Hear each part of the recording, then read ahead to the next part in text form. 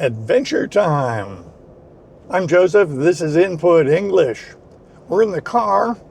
We're driving on a freeway that leads from San Jose over to Santa Cruz. When we first moved here, this road actually frightened me. It was very twisty, very winding, and the traffic moved very quickly. Literally, the first time we drove on this road, we had to turn off the radio. It was that frightening.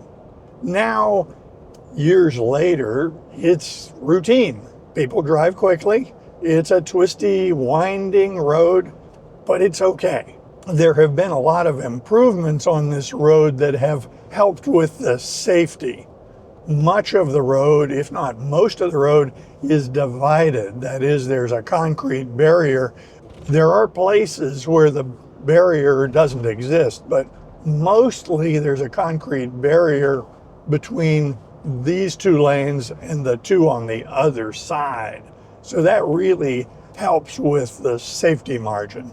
There are very few intersections on this road where side roads come in, and they're pretty well marked. I got out of the house nice and early today.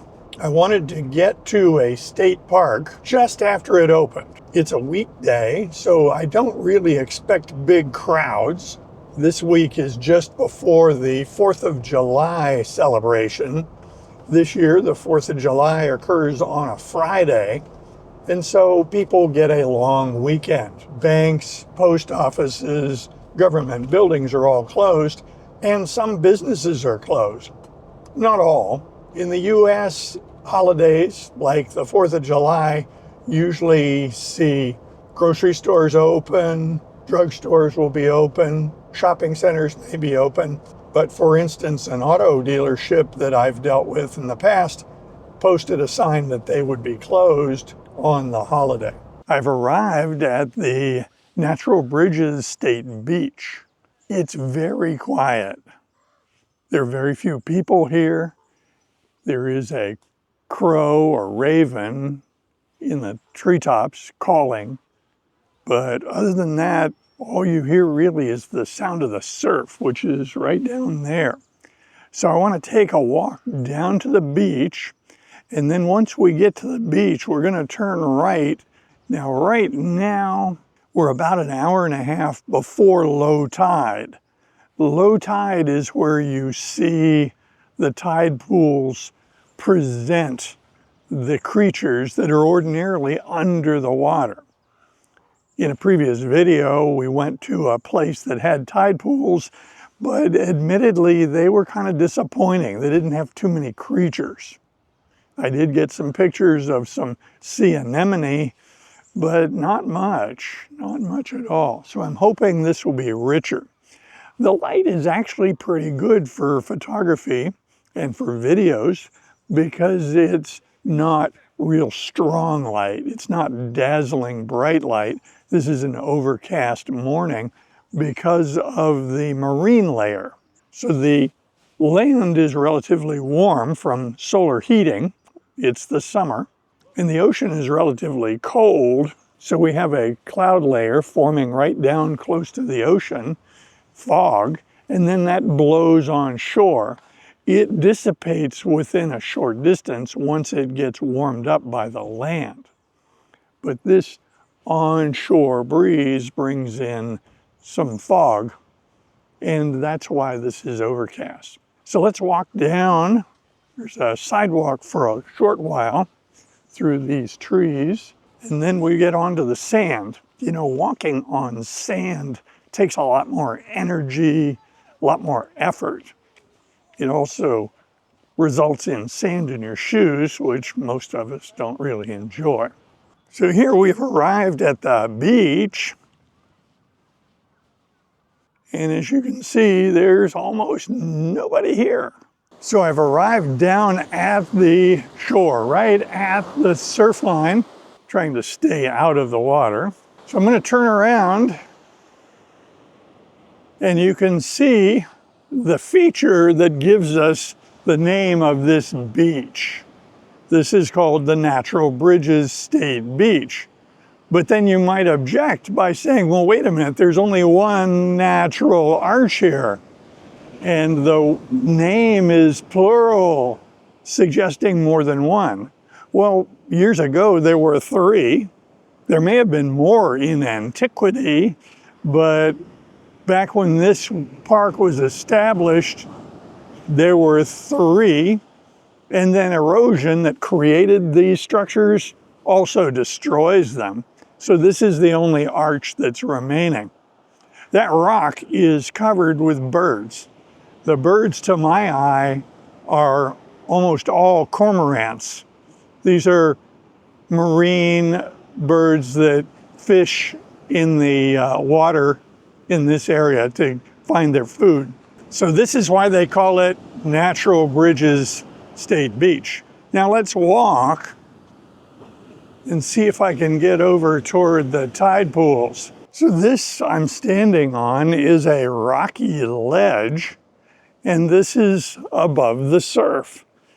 The park refers to this in a sign as the splash zone. However, if you look over there, you will see some kelp. You can see some seaweed, and I infer that that seaweed at high tide was brought here by the surf. This is now becoming low tide. That is, the tide is going out, and I infer that with a very high tide, this would be inundated. This would be flooded by the tide. I'm not sure how often that happens. It may take a very high tide or perhaps even a storm to do that. But I do see kelp that was probably not brought up here by wind. It was probably brought up here by the water. So I'm going to continue in that direction and see if I can find an area where we can get down to the actual tide zone and see some animals. So there is some marine life here in this little tide pool. There's quite a bit to see. A bunch of anemone and a bunch of live snails that are actually moving a little bit. So this is already better than the last place I tried to find tide pools. Excellent. There's a bird, a shorebird with a very bright red bill and red eyes, yellow legs. They're not very timid. They seem to be able to tolerate the presence of humans. Although I detect a bit of wariness. I think that bird is very much aware of my presence and ready to respond if I look aggressive.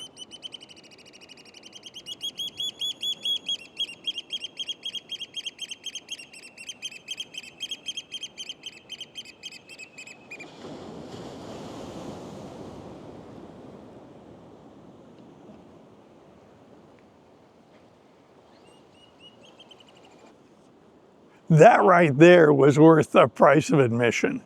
What a display from that bird. Beautiful. I'm at a bit of an impasse because right over here, there is a trench in the rocks and the walls are very steep. The surf is breaking at the end of that trench, and the other end of the trench is a sheer wall of rock. So I've looked at this. I can't really go across it currently because it's too steep. I can't go around the seaward end of it because the surf is breaking there, and I can't climb that sheer cliff. However, there is more to be seen beyond this trench.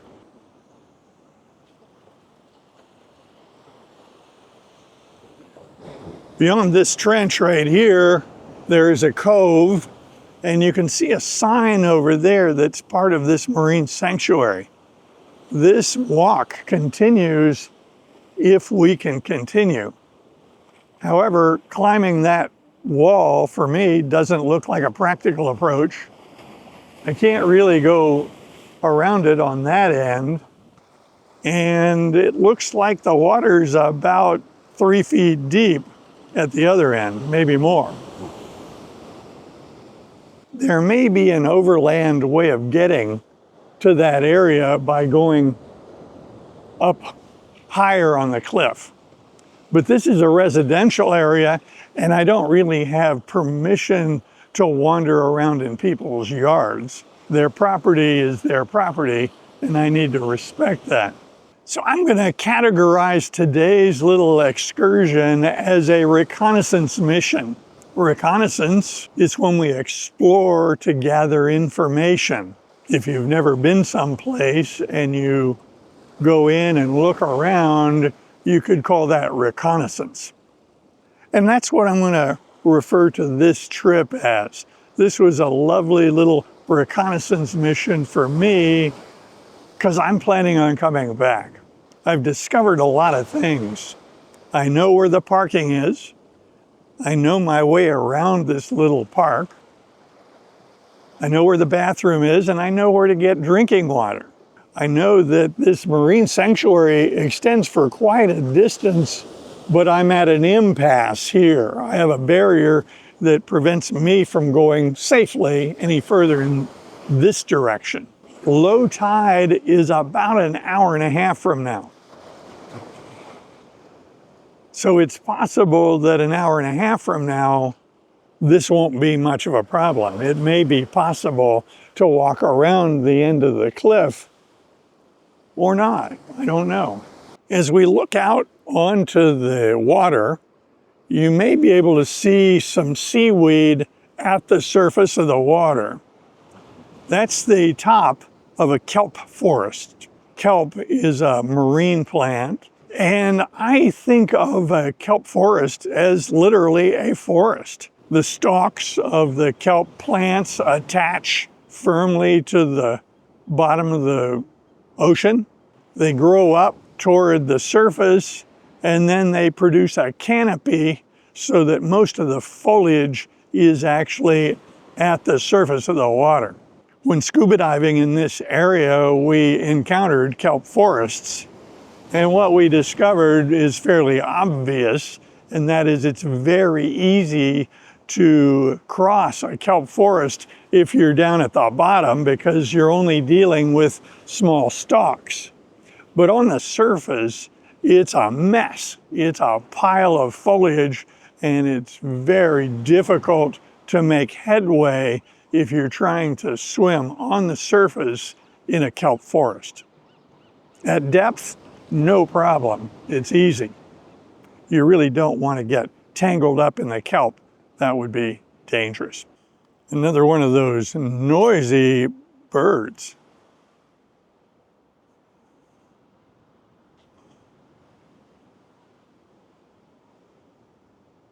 That's interesting. I'm wondering if maybe that bird is sitting on a nest. It's not trying to escape, but from the sound it was making, I suspect it's concerned about my presence.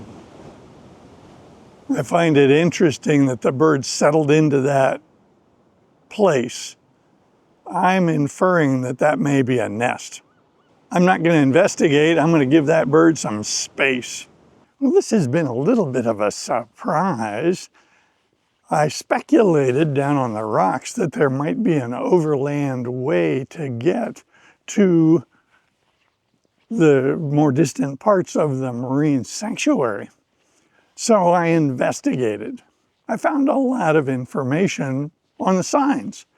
One bit of information I found very interesting was the name of that bird. Those are called oyster catchers. And the sign explained that not only are they oyster catchers, but this time of year they're nesting in the rocks. So my conclusion that that bird might have been guarding a nest is solid. That's probably what was happening. And I'm glad I gave that bird some space because that's what the sign asks us to do. Respect the birds, let them do their normal life cycle. So I'm now in a residential neighborhood. A lot of houses, very neat, a lot of plants, but not very many people. It's super quiet. The access to the ocean is permitted here. I wouldn't trespass on people's property, but this road is open to the public and the signs indicate that it's perfectly reasonable for us to walk here and enjoy access to the ocean, access to the park, and there's also a University of California Santa Cruz trail along the coast that can be accessed this way. So we're invited, based on the signs, to use this walkway. Give you a little view of where we're going. There's a bridge across a waterway.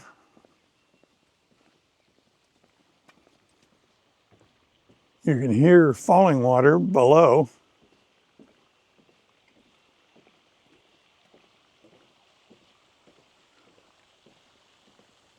Oh, I see. It's not falling water, it's a little fountain that they've set up to aerate the water, keep it from getting stagnant and nasty. Got it. So I can see there's a trail here that gives us access to the beach. I'm going to backtrack and take that trail below us. So right in that pool right there, there's a crab, and there's another one that just walked. So I'm going to walk closer, but what I'm observing is that these crabs hide themselves as people approach. They disappear into the depths. So we're now about 15 feet away from that crab, and it's sitting there rather comfortably waiting to see what I'm going to do. However, as I get closer, I suspect he'll drop safely into the depths of that pool and disappear from view. We'll see.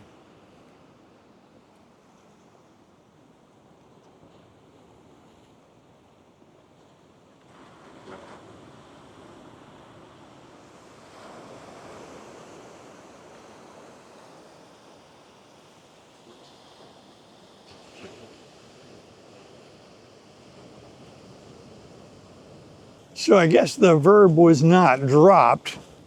It just walked down into the deeper water.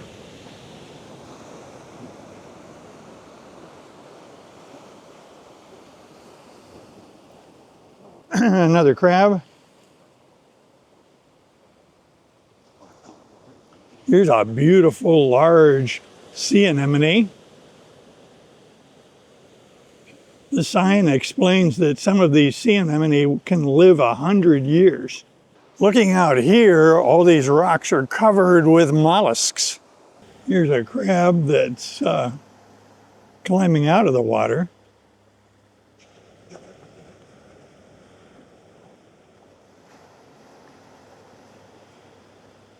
A lot of sea anemone. So this is a fun place. Lots to see. A lot of the small creatures skitter out of the way as I approach, so I'm not able to show you everything I'm seeing, but I was able to show you some crabs and a lot of sea anemone.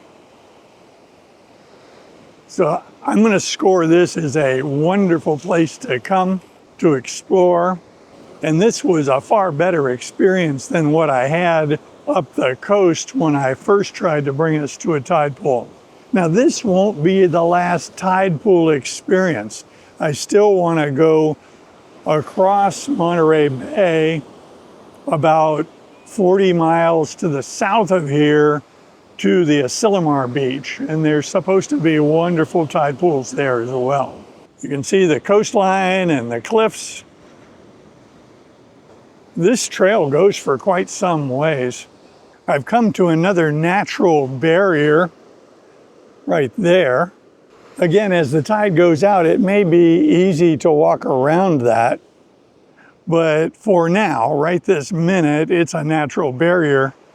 And I know that there is an overland route because there are people up there on the cliff. So as I backtrack and go back up onto the cliff, no doubt I could find my way to points with beach access further down the beach. I don't think I'm going to do that today. I'm very satisfied with how this has unfolded. It's a quiet, peaceful day at the beach. I learned some things. I learned that sea anemone can live for more than 100 years.